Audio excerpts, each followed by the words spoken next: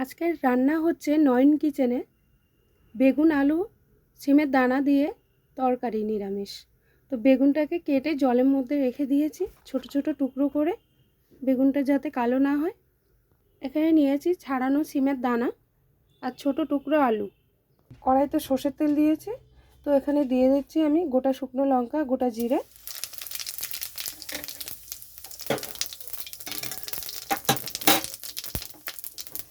এখানে দিয়ে দিচ্ছি আলু,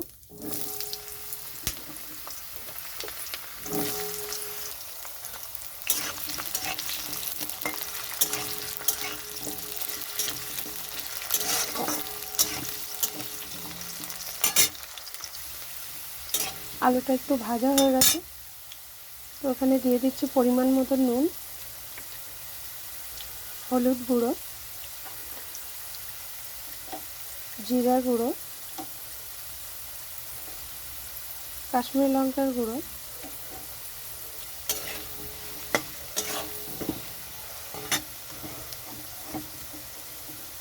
এখানে দিয়ে দিচ্ছি বেগুন,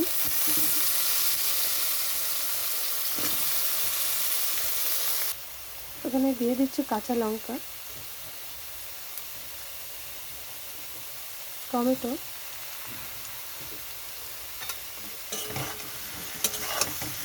সব মশলা দেওয়া হয়ে গেছে।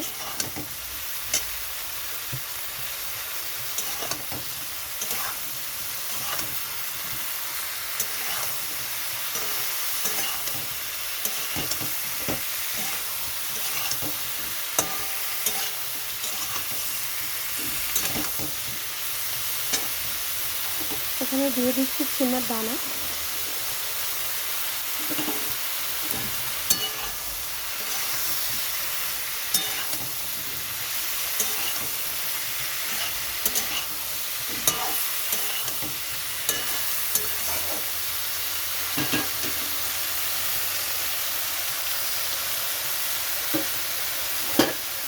কিছুক্ষণের জন্য চাপা দিয়ে রাখছি। চাপাটা নামিয়ে নিচ্ছে, চাপা দেওয়াতে দেখুন সিদ্ধ হয়ে গেছে সবজিটা, বেগুন আলু সব সিদ্ধ হয়ে গেছে। ভালো মতো একটু কষিয়ে নিতে হবে।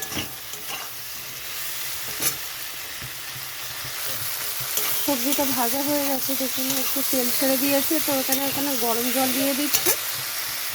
এখানে গরম জল দিয়ে দিচ্ছি, আগের থেকে গরম জল করে রেখেছিলাম।